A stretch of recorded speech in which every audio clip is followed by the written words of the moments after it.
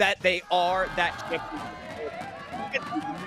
to be a team towards the bottom of the standings. But Trajan Rude, we're underway in the draft. Take it away for the final game of the day. Thank you, Hawk. And I gotta tell you, Rude, I'm looking at championship caliber banning from Liberty right now. Yumi, Aphelios, and Annie. How do you beat that? Yes, you beauty. Aphelios is banned. I'm done. Oh. Game of the day. Game of the day. Now. Right here. Give us the B1 LeBlanc as well. It's locked in. It's a second static LeBlanc. Liberty coming out swinging. Liberty may well be nearing the lower end of our standings. If there was a tier list for how based teams draft, Liberty are in S tier and they're clearing absolutely everybody like it's not even close. We've banned Aphelios, we've banned Annie, we've B1 LeBlanc. Mwah, chef's kiss. It's time to get stuck in. Right, so Loud, we're bringing the base levels right back down with the Milio pick going in here. Yeah. We'll see what they pair it with. We've seen the Lucian be an option. They did Lucian Milio last game, I believe.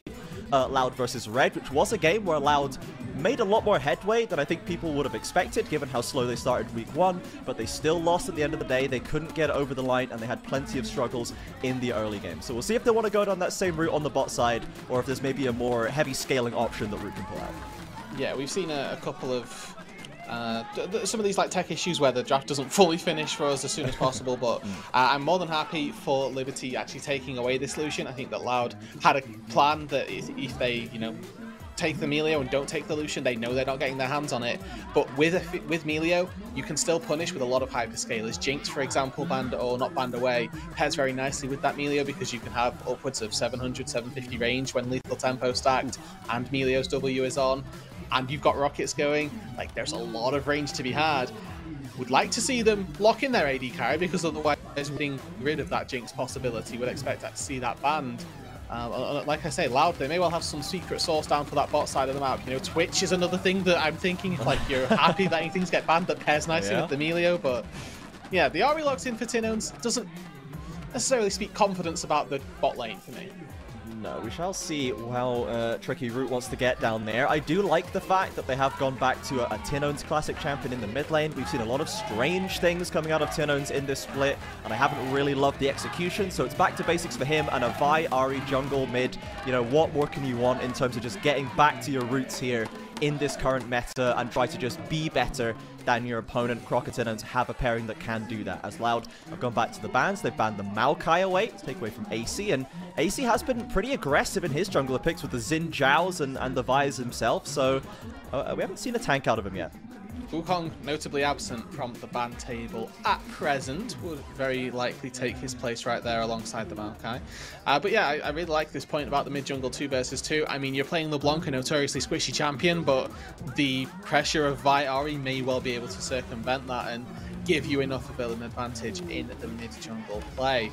Now that being said, the Wukong remains unbanned here. Aces wants to pick it up for himself on that 4th pick, and focus toward that bot side for Liberty has again not gone the area that I was expecting it to. Jinx still open, but instead, Loud, they're taking away different AD carries. Feels like we're almost forcing the Jinx to come out here with all of the, even the kind of, the pocket picks have been focused instead of the usual meta option. And, you know, perhaps it is the Twitch that will come out at the end of the day, but we'll see what Loud want to roll with here as they're going to deal with the Lucian Nami with the ever-present dominant 2v2. Juliera and Waz have been doing a great job down there. Juliera, for me, has really tightened up his gameplay. He's not throwing away leads like he used to, and you had your praise for Waz earlier as well, so this could be a chance for Liberty to flex a bit more of that power. As Loud with one of the only options left. It seems like they might have locked in the Xayah. Alright, you know what? Not sold. Happy to be convinced though. Like I've highlighted, would have happily taken a Jinx here, but Xayah obviously very good versus the dive, and you can expect Liberty to try and take a couple more options for dive. So far for Liberty, it's a very early game focused composition, right? You have LeBlanc, you have Lucian Nami down on the bot side. This is mid game dominance and tempted at the very least snowball from the Liberty side on this blue side. Loud on the flip, they've got a little bit more scaling aspects. Xayah scales quite handily into the late game. I think for Liberty here, just something that can play safe and play stable up on the top side of the map is going to be more than happy. If you want to go for an Ornn, feel free. Yeah, I was about to say, you know, this feels like it's another Chiari Cassante in the wings, but it was banned in that first rotation. Chiari has been going back to it time and again, and the Sion, in fact, comes in, so if you could think of anything that was tankier than Ornn, it's probably Sion. Yeah, not too bad. This does give a little bit of a chance for Robo to go for a counter pick. Take a look at Olaf, still open and available. It does give Loud an area of the top side that they can play through the early stages, expecting that they want to play that bot lane a little bit more reserved and not necessarily with too much jungle control. And instead, goes for a bruiser. Robo not one to go for all those tanks, not been happy to take the handshake, and instead gives himself a carry for the top side. You see Robo betting on himself a little bit here. Now we have seen the ups and the downs of Robo so far in this split. We've seen the Olafs die twice in lane and then get a solo kill afterwards. You know, we've seen him try to find what's working for him. Maybe the Jax will be the answer. It has been a very dominant pick of his in the past. Going into a Sion, he'll be able to beat down on Kiara just a little bit. You know, the fact that Liberty don't have the Ornn means that I think the late game for me does get even scarier for them, because we just don't have the ornaments to keep them topped up as we get later. But if I look over to Loud, I'm only really seeing the Jax as like a super mega late game threat. Yeah, I'd argue Xayah, honestly, especially versus Illusion, just because you can keep yourself safe, and I think that just generic crit scaling AD carries are going to do well. The W from Xayah honestly helps us so much in the late game, just because you get an attack speed steroid, and for AD carries later on, that is just the best statistic that you can have, because by that point you've built up your AD, you've built up your crit strike, so it does just give you that extra boost to take you over the edge. Loud, I'm expecting good things, honestly.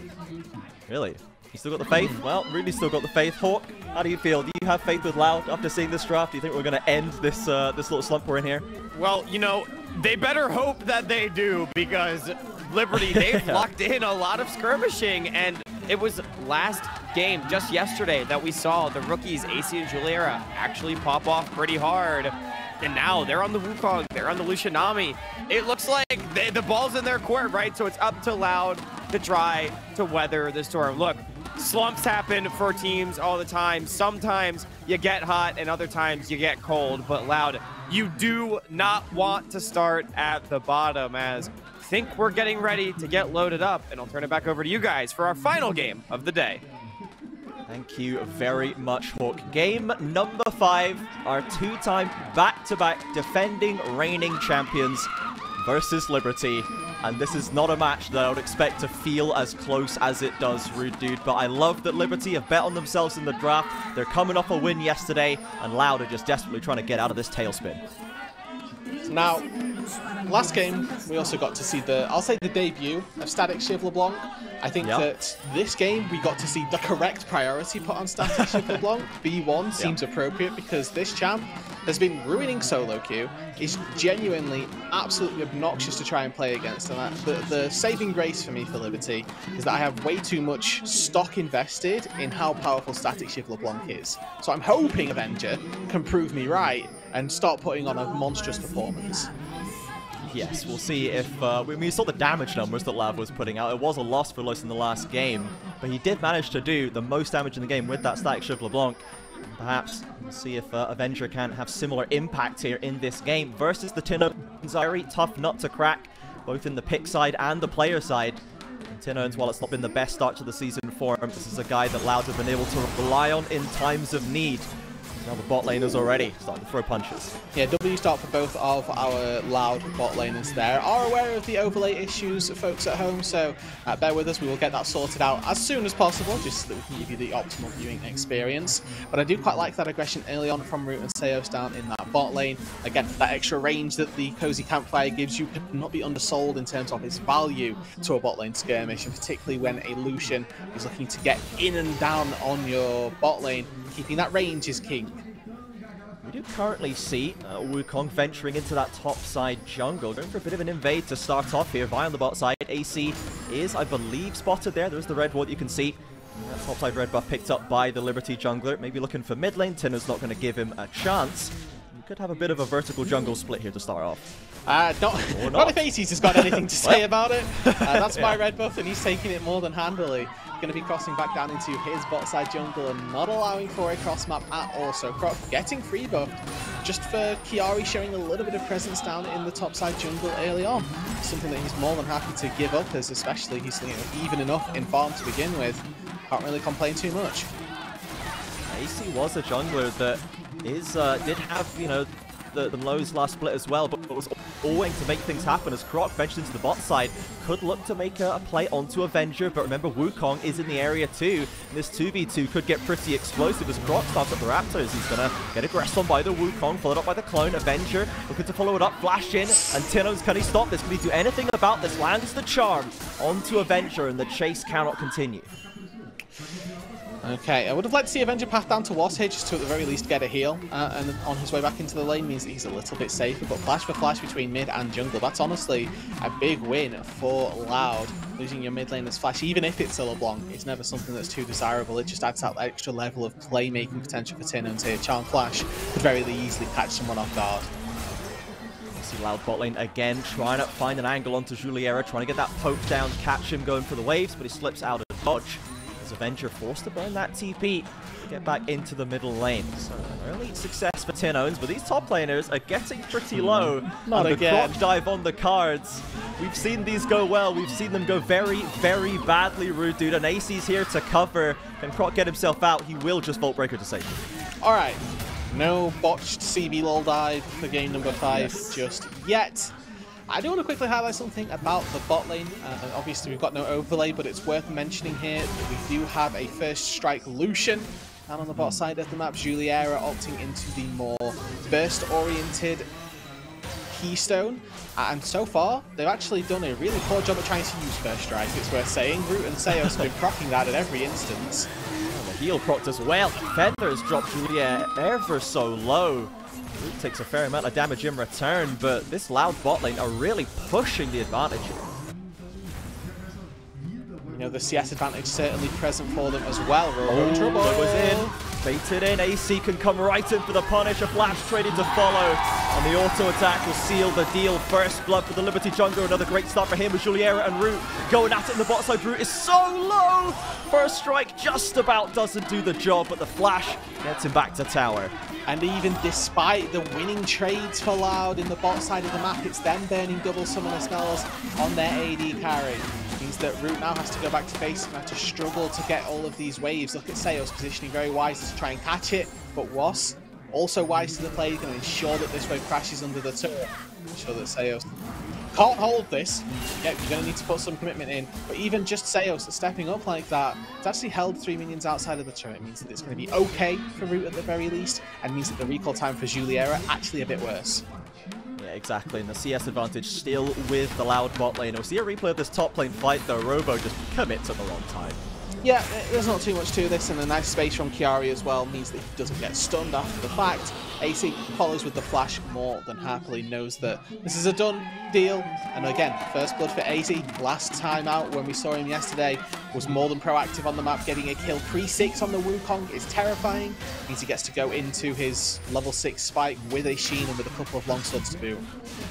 Absolutely, and we saw AC already getting vocal on the cams just after the first blood there. That's what we want to see. We want to see the momentum building up for this player and this team to give us a better fight down at the lower and mid side of the standings. Robo again commits the ultimate.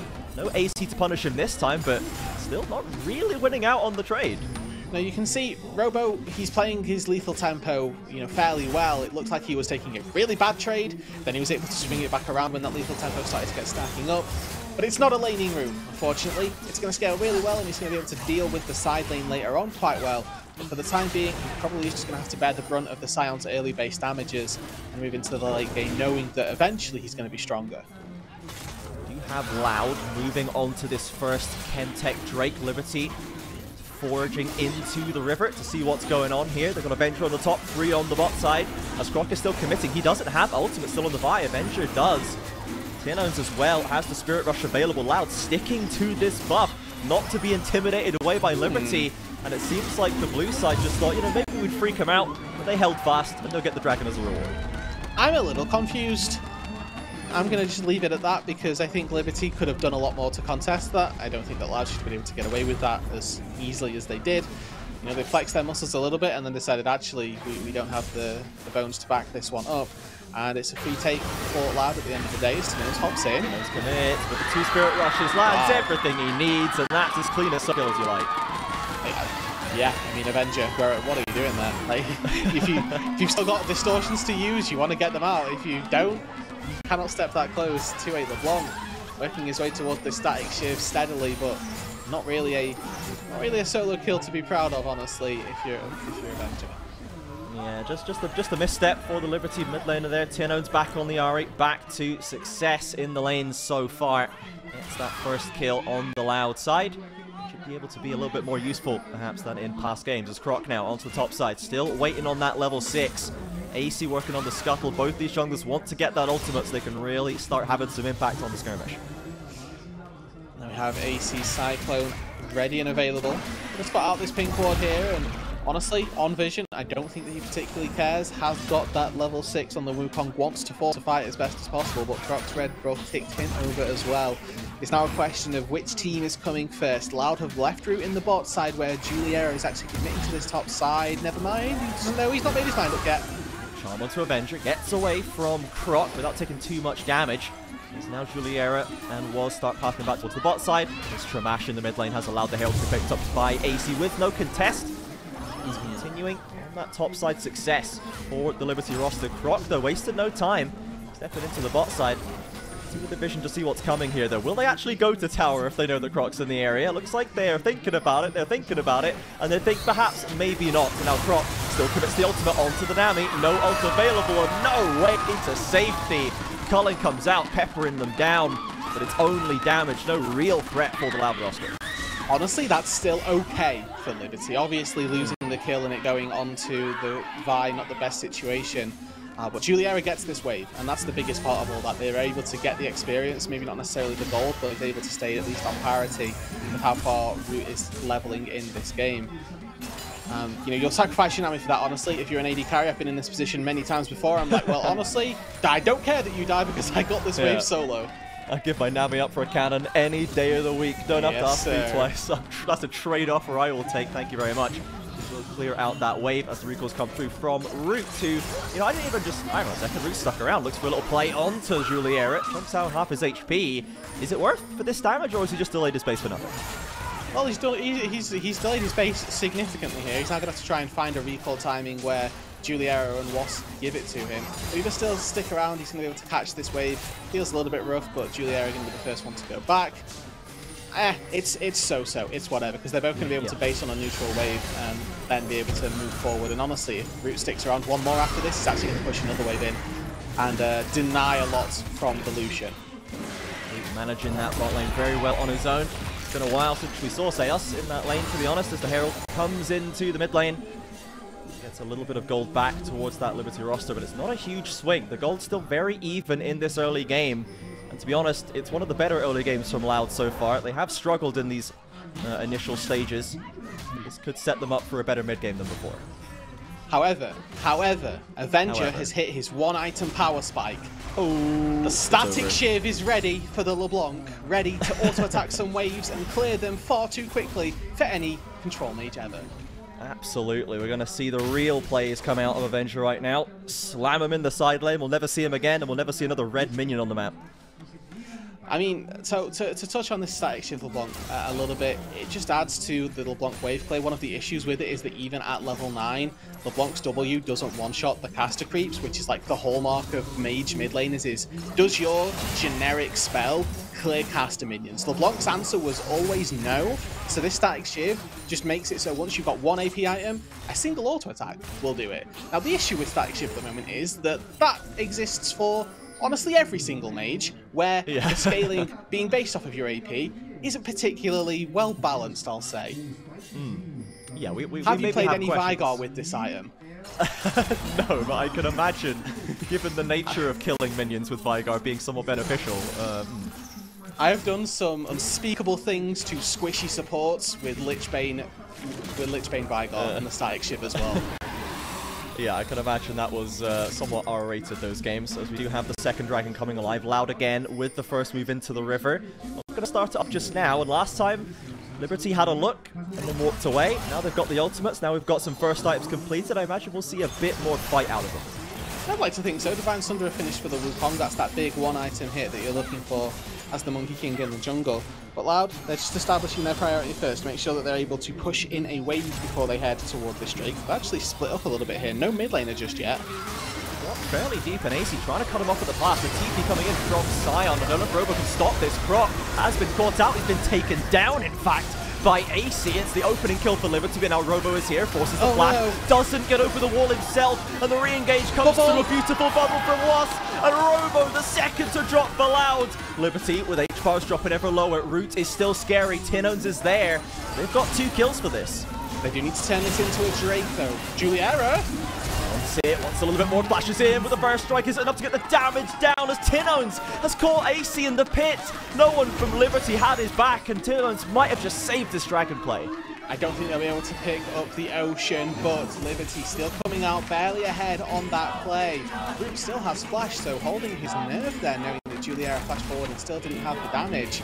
But they weren't able to convert it there, Liberty. They managed to find a couple of kills, but then got too greedy on the back end. We had a couple of people playing for Root's life. We had one person playing for that Drake. Ultimately got picked off for it. Gonna get another look at the replay here. You can see AC, the focus initially from Croc, but just gets absolutely slammed between Divine Sunderer and the LeBlanc coming through. More than enough damage to pick off a Vi. And then it's all Robo for the most part of this, but AC hugging that wall is able to flash away. Robo with that bit of distance not able to do the same. And it is Wass's bubble keeps the Jax locked in place. As much as Root is trying to stick the DPS down as fast as possible, Chiari has too much health at this stage in the game, and the Zion, without that first item, can't pick it up. Yeah, and AC just realizes, hang on, this is not free, the fight is not done. Liberty turn around to see their jungler fall in the pit, and Tinones again keeping Loud in this one, 2-0-0. Certainly performing better in this game. The gold still basically dead even, and Loud still got the Drake after all of it. After the resets came through, dropped was first back to the area. You can see 3 plates, 4-3 plates, fairly quiet early stage of this game. You know, not too much aggressive trading, just the one Herald used in the mid lane by Liberty. Now those first items are finished for our AD carries. We're opting into the Kraken, or Juliera here opting into the Gale Force. So a little bit more maneuverability for the Lucian versus that extra damage that comes through on the Kraken Slayer for Root. Worth mentioning as well that Kraken Slayer also got changed, so it still deals bonus damage on its third auto attack, but it's now bonus AD damage as opposed to true damage. Committed in with a TP, a full fight with all 10 members. The double knockup from Liberty. Can they find the kill? The jungler again dying first, but so many HP was Liberty belting away. Juliera trying to deal the damage, trying to dip and dive as Root is in the thick of it, fighting away his opposite 2 versus 1, and he takes down the Lucian. Liberty now in the middle of 3, suddenly out of position, suddenly the fight's swinging away from them as Avenger hunts down Tinones. The static shift proc, can he get one more auto? There it is! As soon as he needed it, the numbers came up and Avenger finds the kill.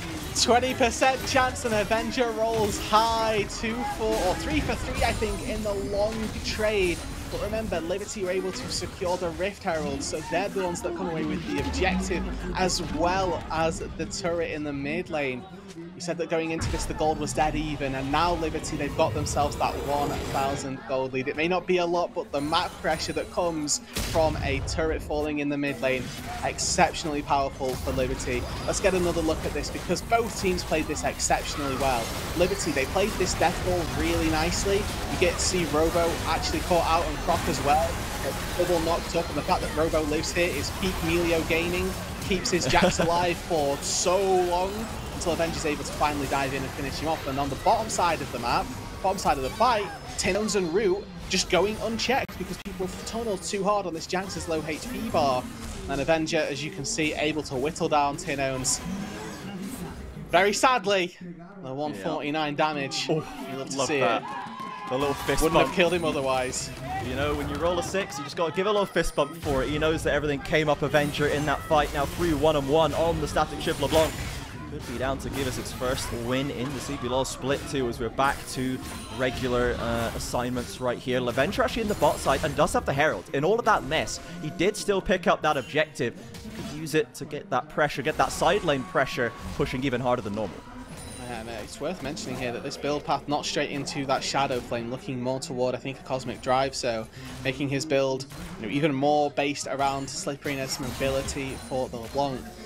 When we have mages that build these crit items, I do feel obliged to tell people that crit isn't just a flat 20-80 check in this case. Yeah. To hold it.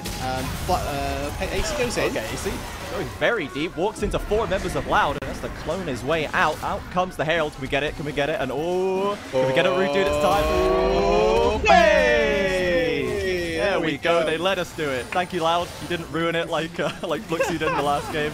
Much appreciated. They won't get the second charge, but they will find that tower, and the lead keeps on growing. With 2 turrets taken out from Liberty, already in a good spot to start snowballing this game. 2k gold now in their favor. The next fight going to be around this dragon spawns within the next minute. You would like to see this LeBlanc start to really dial up the damage. This Lucian as well be able to pop off in these team fights. And honestly, so far, Avenger and Juliera haven't disappointed. Been doing exceptional work in these team fights. It's unfortunately just been matched by Tinones and Root. Root, for one, yet to die in this game, and Tinones, who's been able to find exceptional playmaking fights every single time we've seen it. So really happy so far with both of our mid AD carry combos, and it could very well come down to which of them performs better in the fight as to who comes out on top of the game. I'm honestly pretty shocked that Root didn't die in that fight. After seeing how deep he was in the mess, the entire enemy team of Liberty, the fact that he scrapped his way out is certainly something to be proud of, as we have TPs coming into the lane again as the Dragon spawns. Yeah, it's a Night Harvester for Juliera or for the LeBlanc. I completely forgot that this proc is absurd. The combo between these two is not okay, but Loud, they've started up the Drake, and Proc gets the first bit of damage down. He's going to have Melio for shields and a campfire on 30-second cooldown to keep people alive.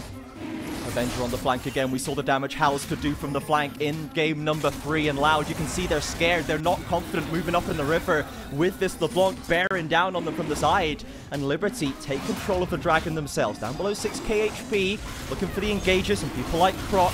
Maybe Tino's finding a charm. Chiara trying to wall them off. Tino's into the pit, committing Croc as well. He doesn't go full force.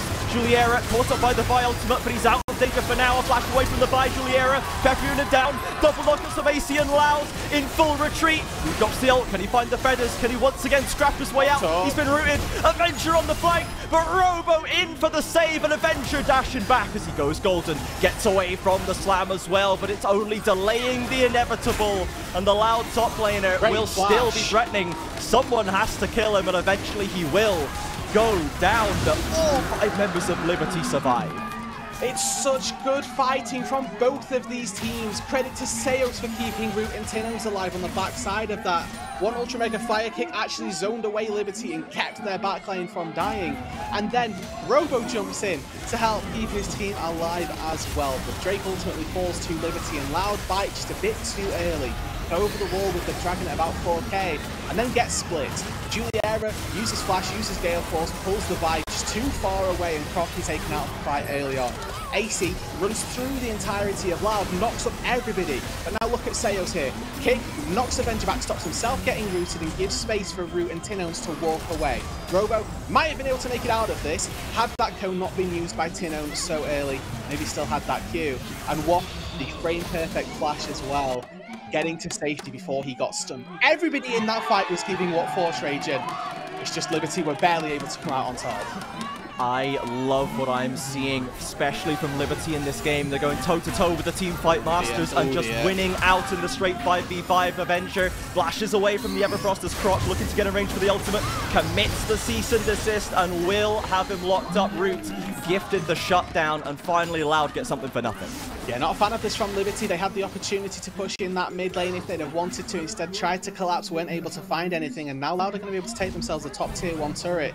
Juliera on a reset there, so there was no push potential on the flip side of the map, and no collapse really able either. So, bit of a misstep on what they could do in the meantime, and Avenger stepping forward when he didn't have the right to do so. Rightfully punished by Loud, and credit where it's due, because they've frequently this split not capitalized on mistakes from enemy teams, and Avenger there giving one over, and a nice spot on capitalization from Loud.